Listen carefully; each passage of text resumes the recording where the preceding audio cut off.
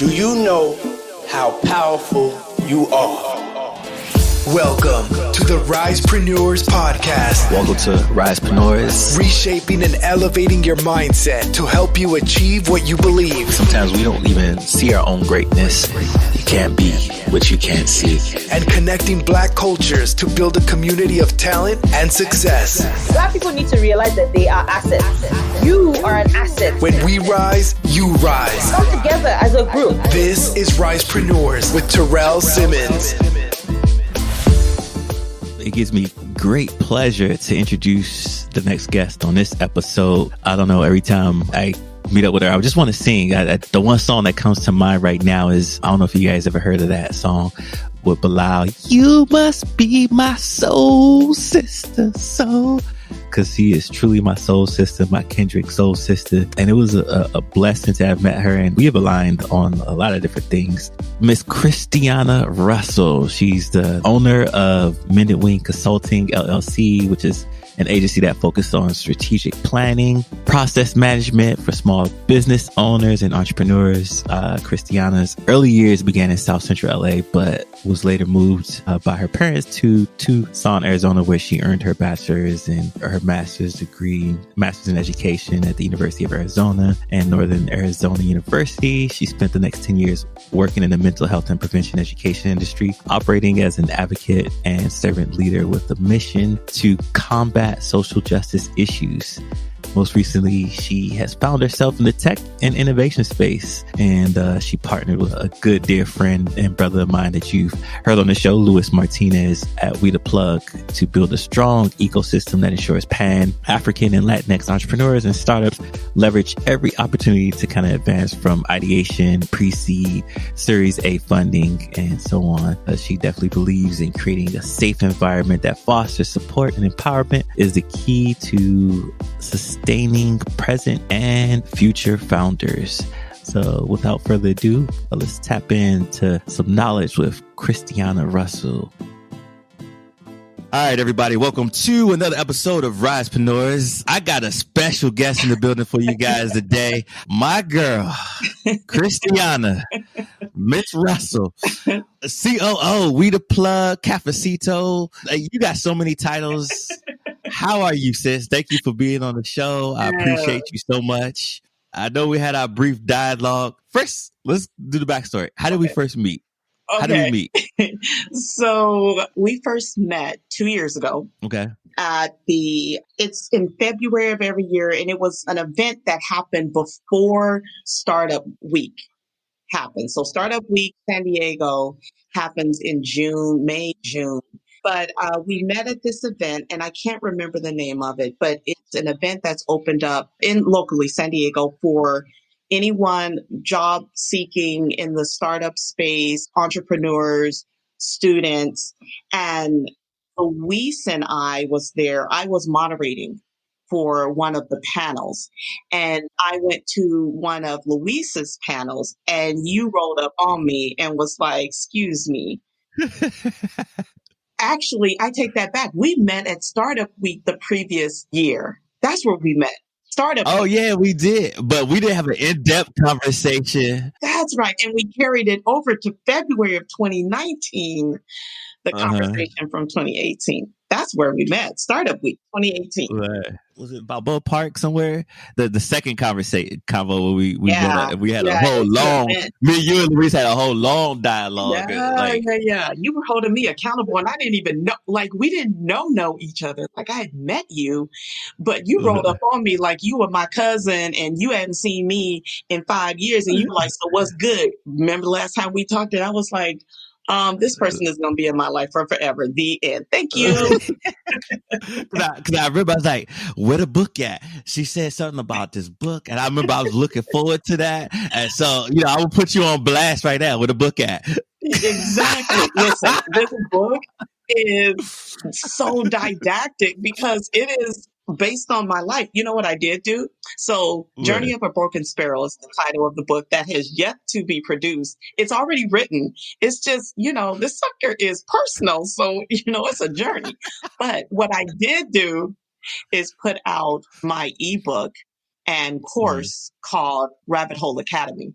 And Rabbit Hole is all about transition in life, because what people don't tell you, and I know I'm going a little bit off script real quick, but I just want to make this point. One thing that is not communicated across the board. Yes, I'm sure there are outliers who get this from parents or leaders in their community. However, that was not really hyper focused on for me, is that throughout life, you're going to transition different stages in your life. So when that happens, you need to, one, be prepared. And the only way you can be prepared is by being open to it.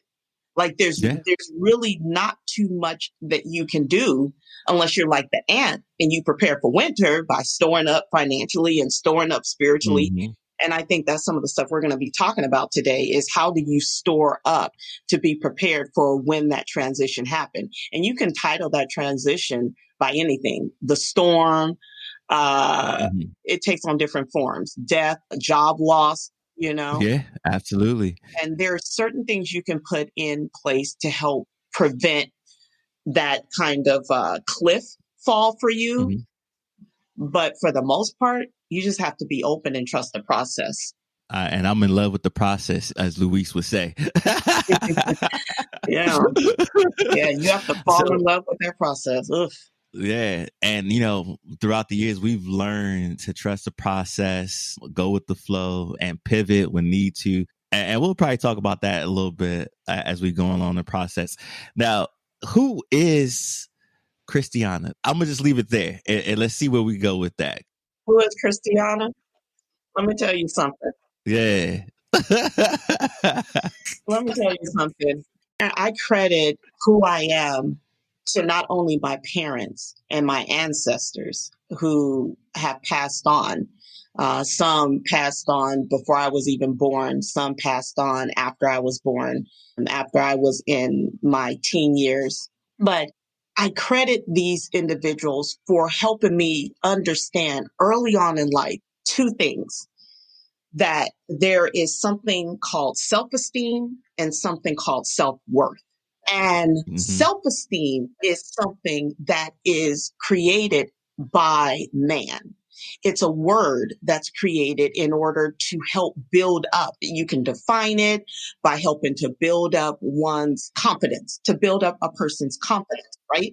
And there are things you can do in life to help build up your confidence. But when you think about self-esteem, it comes from doing. It comes from doing something, right? So, for instance, it's 8:00 in the morning in San Diego, right? And so my self-esteem exists. The self-esteem part is me getting the confidence to be on this podcast with you and having these conversations. But I'm also, when I'm operating out of self-esteem, I'm looking to you, Terrell, T, as I like to call you, T, to affirm me. To tell me I'm doing good. I want you to nod. I want you to go, oh yeah, Chris, build me up, right? The more I perform, the more you celebrate me. And in life, that's how self-esteem works. You go out, you do good, you get all these skill sets, you build these internal attributes up and then put them out to the world. They esteem you. And then, yes. But then guess what? Because they can esteem you, what else can they do? They can take that away from you. They give it to you, they can take it away from you. So my parents and my ancestors and these great leaders in my life always taught me that self-esteem is something that is developed and exists, right? But what must coexist and rise higher is your self-worth. Your self-worth is something that no man can give you. It's something that comes from this intrinsic work that you're doing connected to your spiritual understanding, not religion, but it is rooted because you have to have some type of faith-based understanding. So oftentimes that's rooted in religion. But as you progress and move and grow, you can dissect it a little bit and go, okay, myself, why am I here? Who am I? So you start asking yourself these questions. Who am I? And you start exploring. I am here on purpose. I am here by divine right. I come from a higher source that has the ultimate ability to create whatever is needed for me in order for me to succeed in life. And so if I go back to why am I here? What is my assignment? Then that changes my answer to you, which would be, I am an advocate and a servant leader. So who is Christiana? Ooh. She's an advocate and she's a servant leader. No matter where she goes in life, no matter what relationships she's in, intimate or platonic, business or personal, she's going to show up as an advocate and a servant leader. So that's who I Yes. am. And out of that is a evolving human being. I'm forever evolving. Because I'm an advocate servant leader doesn't mean that I show up in this perfect way every time. I show up in different modalities, or I use different modalities when I'm showing up, but that is forever evolving because I'm working on myself. Advocate and servant leader. And you've touched on so many great things in there. The one thing I want to touch on is that self-worth piece and that belief system, right? Something that alludes to a little bit of the conversation we had before we even got on the podcast about limiting beliefs that we have in our communities, our people, and society.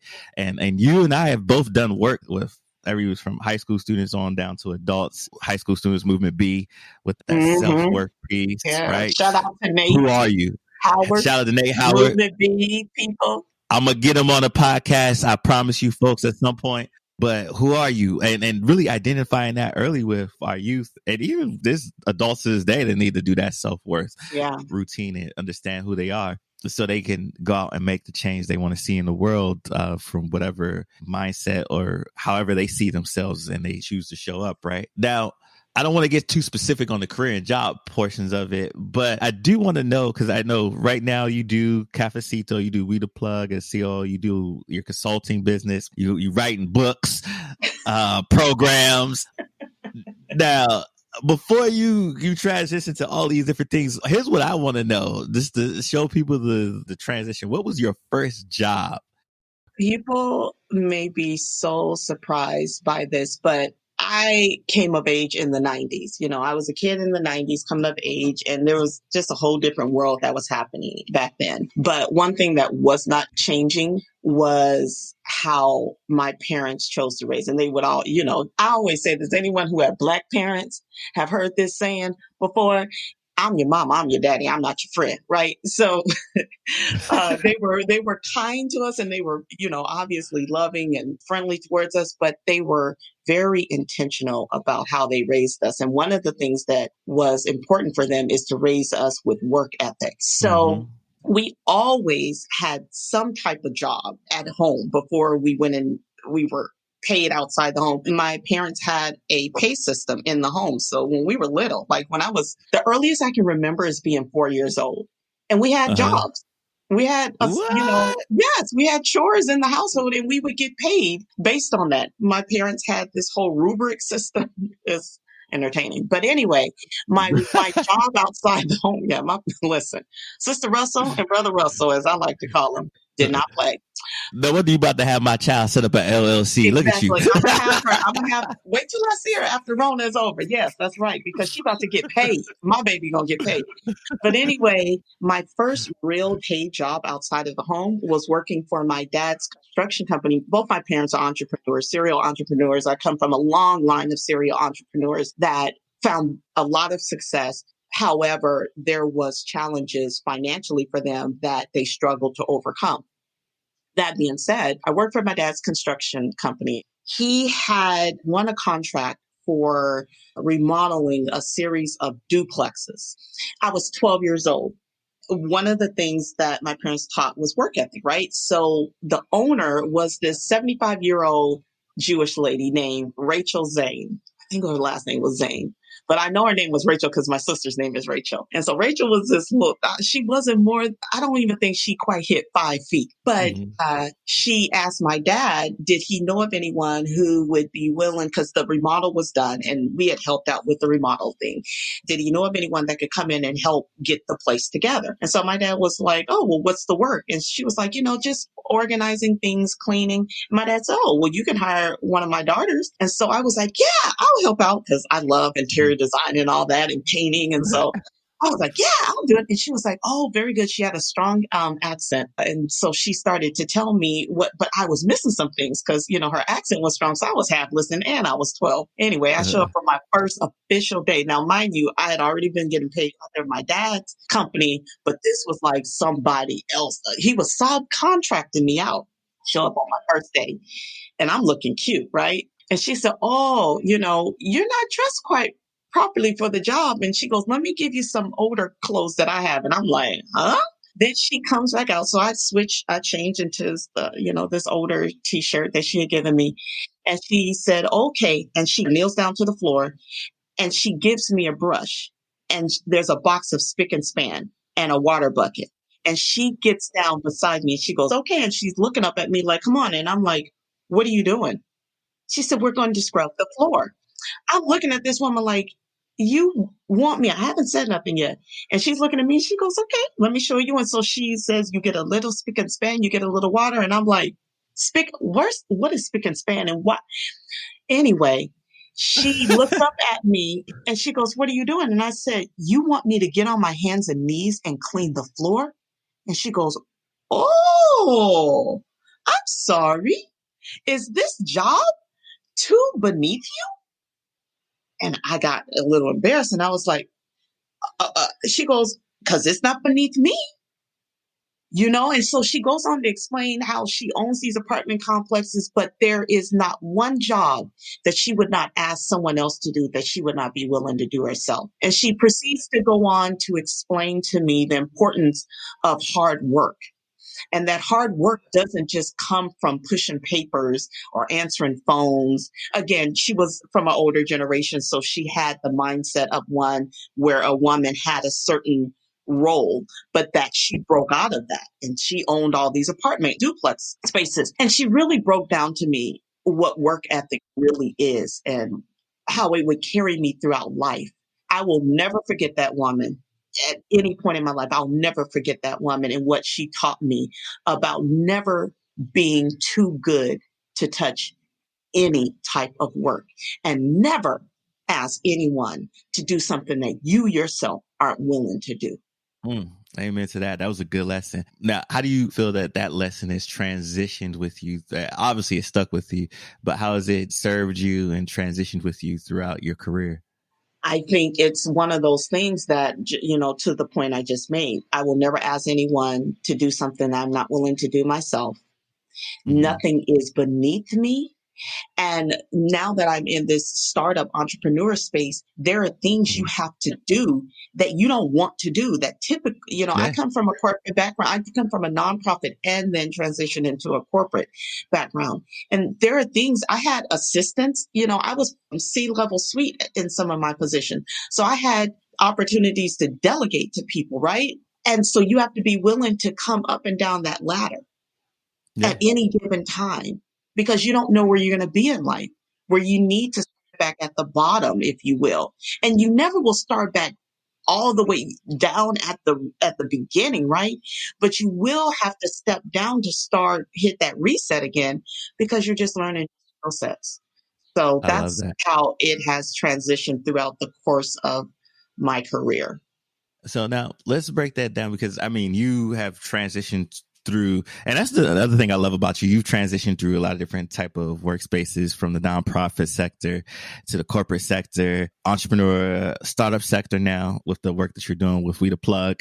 If a young girl, or maybe somebody that's in there 9 to 5 that's just listening to this right now, and they're like, you know what? I read Christiana's bio and I love everything she said. That's what I want to do, right? What would you say were the steps you took to kind of get into your career or starting up your business, from your consulting business to being part of We the Plug? Like, what would you say were the steps? And I know it's hard to put in steps, because I know it probably was like this, but what type of advice would you give to somebody like that's looking to trying to get where you've gone or where you're at? Right. So the first thing I always say is you must be present in your journey. And there are times where you'll be in a fog, because you'll wake up and you'll go, how did I end up here? I don't really quite know it. There's some pieces missing, but I'm just here and it just happened, right? I endeavor to be able to tell you exactly how I got here, just like I remembered being 12 and doing that type of work. So what I tell people is, first and foremost, you need to have a plan. I'm a strategist for Under Mended Wing. The work I do is I'm a strategist. I'm a grant strategist. And so I help people understand how to go about applying for grants. But before they do that, they have to understand why they want to apply for it. So we go through a series of questions. But I also help people apply strategy to their transition, whether it's personal or professional. So I have people I work with that are transitioning from one career. I have people that are literally coming from blue collar going into white collar. I have people going from white collar corporate coming into the startup space and needing to know how to transition. So the first thing I tell people is have a plan. The way you have a plan is you sit down and you ask yourself questions. You should you should talk to yourself all the time. You should have conversations with yourself. Now, this is someone coming from a mental health background. So I know that may sound a little off, but it's not. You should always have conversations with yourself and ask yourself, what is it that I want? Why do I want it? And write it down. That's what is going to help kind of, how should I say, it's part of the ingredients for what you're baking, right? The purpose is already there, but you have the whole part of this journey is manifesting it. And that requires work like that. The next part is once you have written something down, now you're going to open yourself up for mentors. You need people who are in that space. So it's kind of like when you were in college and you're looking for internship, or you were in high school or middle school and you were looking, I don't know, in my middle school, they had like career day or whatever. And people would come in and they talk about it. And it's like, oh, I want to do that. Oh, I want to, whatever, right? You want to have mentors. And some of those mentors, and now, social media is so vast. You must understand a mentor is not necessarily someone that you know directly and talk to every day. We have YouTube, we have Instagram, we have all these different platforms. We got Clubhouse. Clubhouse is fire. Anybody who's over 18, get on Clubhouse. Clubhouse is a 24/7 days a week seminar, and you can go into any room and learn a lot. But get mentors, get people in your life who are doing work at a high level. And I don't mean corporate jobs. I have mentors who are mechanics. I have mentors who are multimillionaires. You know what I mean? I have stay-at-home moms who are my mentors. So never just see a mentor as someone that has a lot of money or have a high position.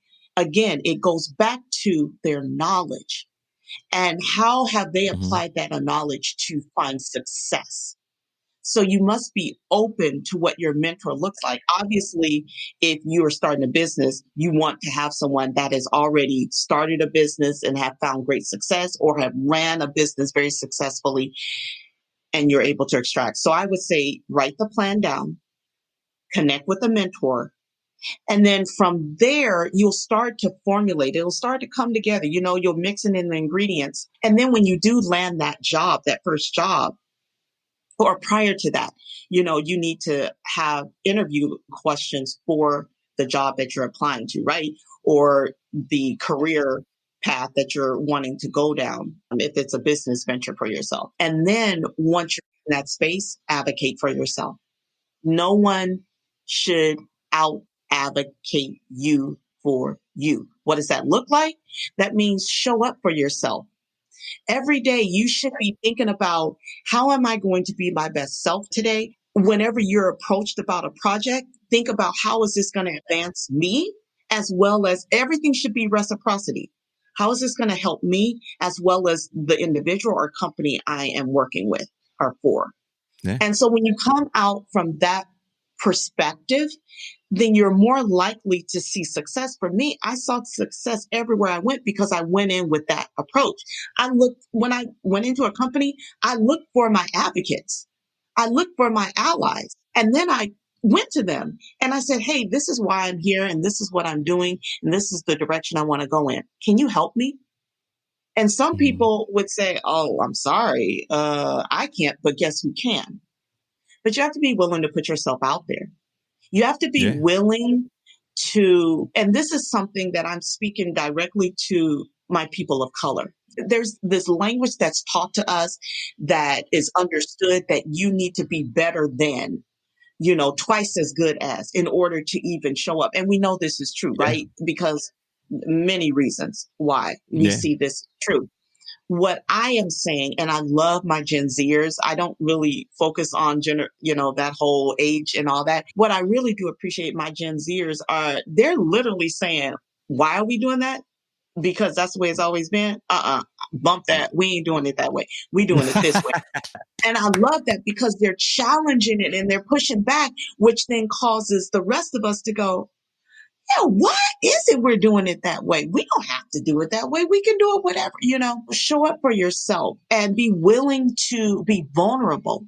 And it may be that someone, you might get taken advantage of, but hopefully it's not for very long. And you're able to pivot and go, okay, wait, this person ain't here for me. Let me go another direction. Yeah. And there's some strength in vulnerability. And I love that you mentioned really challenging the status quo of how we normally do things. I don't know how many times we hear in government, nonprofit, and so forth. Well, we've been doing it this way for this many years. Okay. Why have we been doing it that way? Could you explain it to me then? Because that's just the way we do things. All right. Could we possibly do it another way, a different way? If it ain't broke, don't fix it. Listen. I'm like, if it ain't broke, don't fix it. You can always improve on something. No news is good news. No news is no news. Oh, what you talking about? That ain't good news. That's just no news. We need to find out what the news is. I don't know. There's just a lot of things out there where I shake my head and I'm like, challenge that.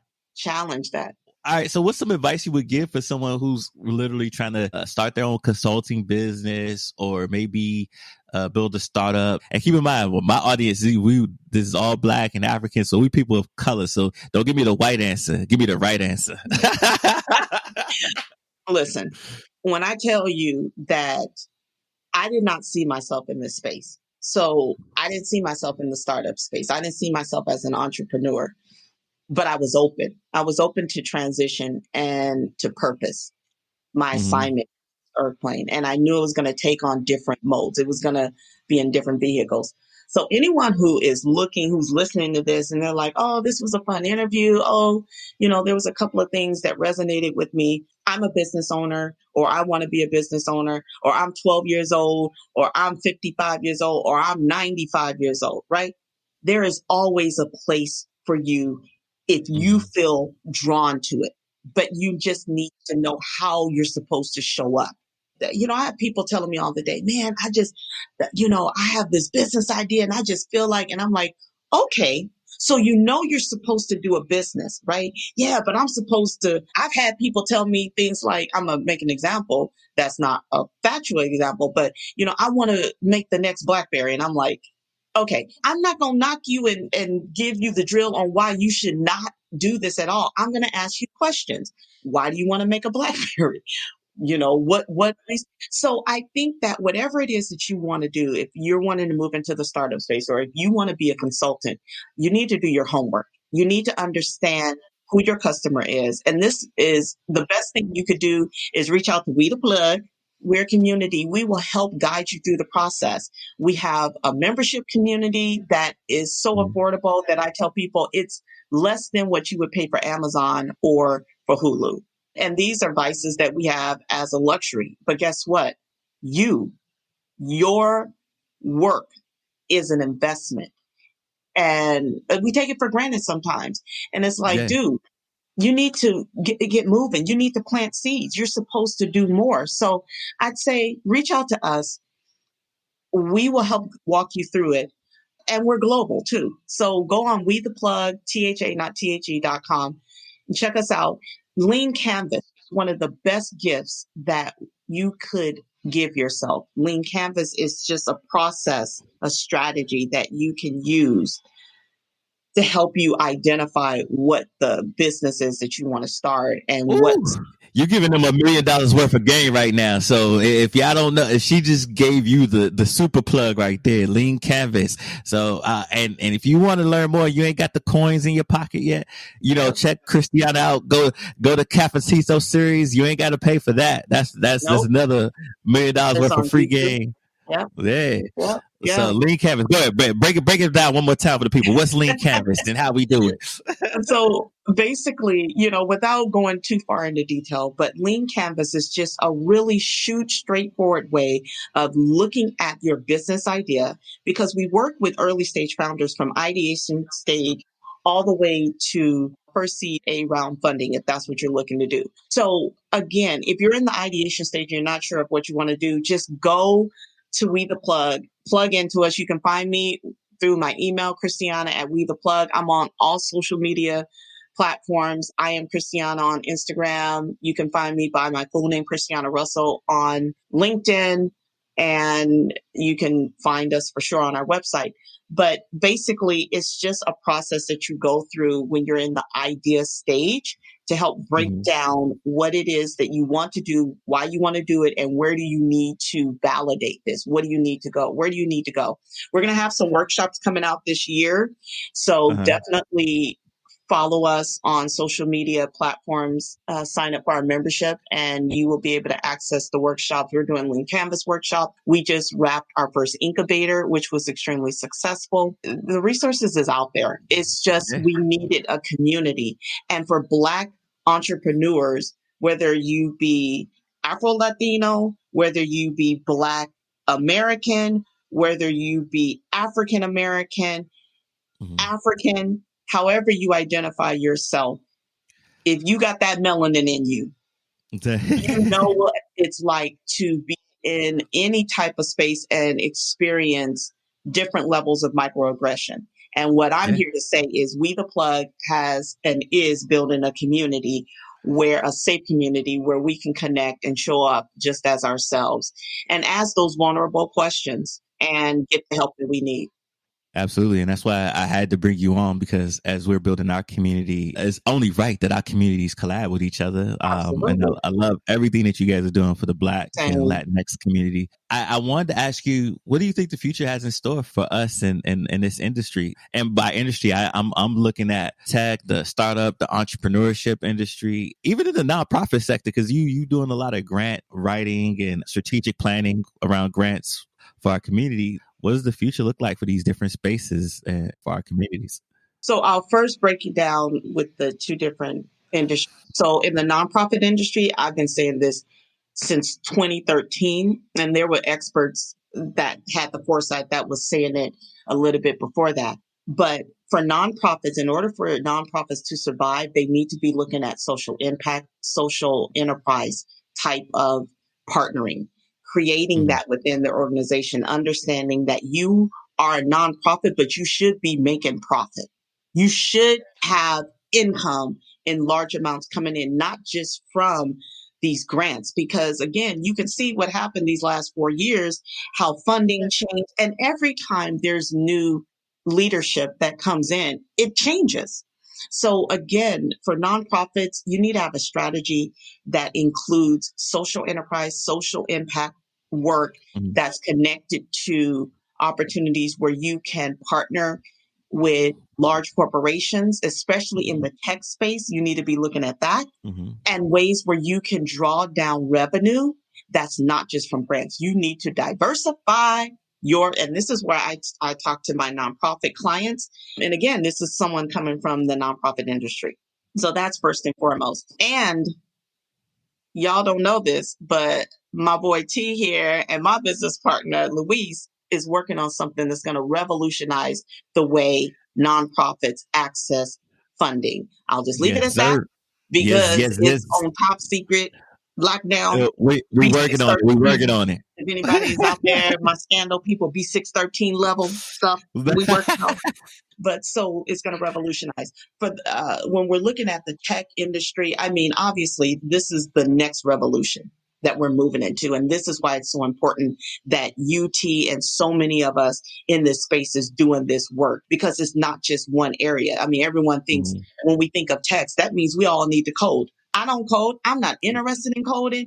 I would hate it. I would be the worst coder ever, only because I know that's not listen. It's not your lane. That's that's not my gift, So you need to understand where you fit in. And please know that the industry is just going to grow because customer service is needed. Media is needed. Everything that you do in regular life is going to be needed in the tech space, but you just Yeah. have to be forward thinking about how it's going to manifest. But it's just going to grow. And also, we're shrinking. Before COVID, people would think, oh, overseas, oh my God, the UK, is so far. What happened with COVID? It brought everything right Right into together. our house, right into our living room, right into our bedroom. So I just see that everything is going to grow. But again, you need to understand where you fit in and how can you show up as your best self and really find success in that space. I resonate with all that so much because even what you said, that last bit, just how COVID has really brought the world together and made it that much smaller. My whole team that helps operate and put together this podcast from the social media on like international. I got somebody in Nigeria. I got somebody in the UK, all black too. Black. All black every day. Always root for everybody black all day. No, we have to run for ourselves like that. I love that. You are a perfect example of that. Even We the Plug. I mean, literally, we went from having events in person to no events in person, everything virtual. And we just exploded. All of a sudden, people over in Zimbabwe and Zambia is knowing who we are. And Sweden. And these are Africans in all these different areas. And they're like, oh, we heard of We the Plug. And we're like, huh? How? That's a beautiful thing, how technology could do that, shrink the world. So I know you mentioned a couple of them, but give me all the projects you currently working on that you want, and where can people find you? Yep. Okay, so I am partner and COO at We the Plug, and that, like I said before, you can find us on WeThePlug.com, and that's THA, not THE, because we got flavor. And it's a double entendre because it means two things. One, you need to plug in to us, but also we the plug, you the plug. We need to see that we are what we're searching for. Black people, we are what we need. We just need to plug in. And also there's no competition. Literally, we cannot look at each other as competition. Oh, you're doing a podcast? Well, that means I can't. No. The space for all of us. All of us. Once you tap into We the Plug, you'll also see the other projects I'm connected to, which is the Cafecito series, which is a web series where I interview founders, early stage, mid-grade, business professionals. It's people of color, but also allies in the community. And basically, the whole tagline is everyday people doing extraordinary things. T was on there, did a fantastic job. You can find Thank you for having me on YouTube under We the Plug, and you'll find the Cafecito series.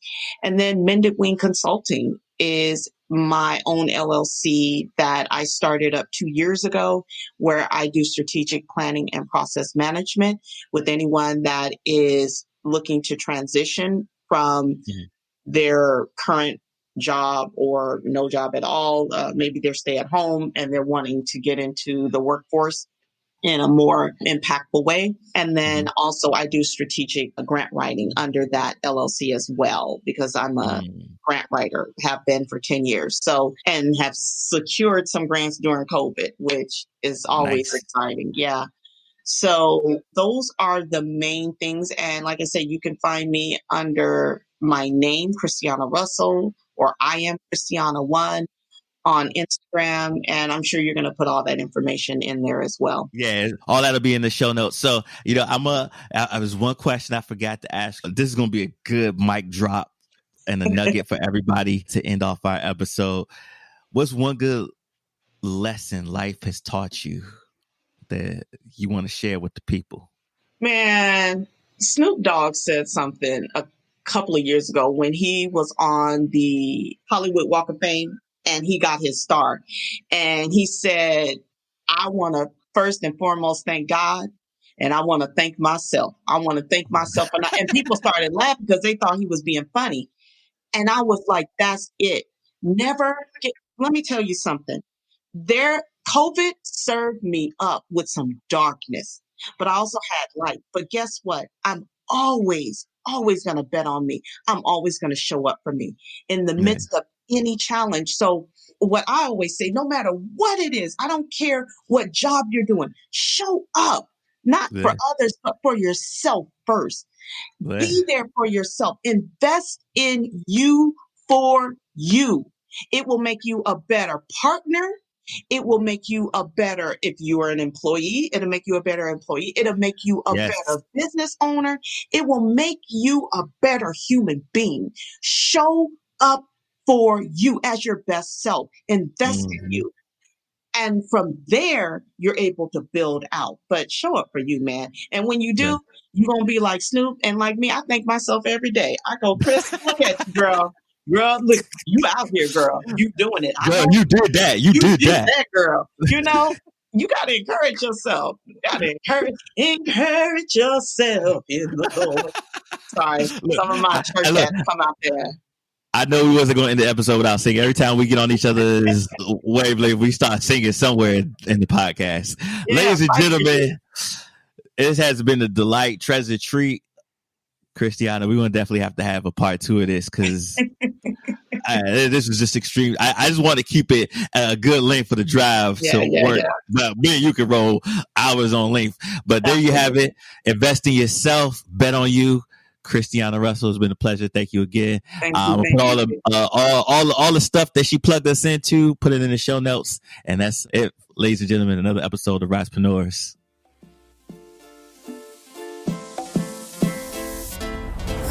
Thank you for listening to another episode of the RisePreneurs podcast. Thank you for taking the journey. Be sure to like, comment, and smash that subscribe button. And stay connected with Terrell on and off the show. Follow at RisePreneurs on all platforms. Do what you love what you do. Don't chase the money. Let the money chase you.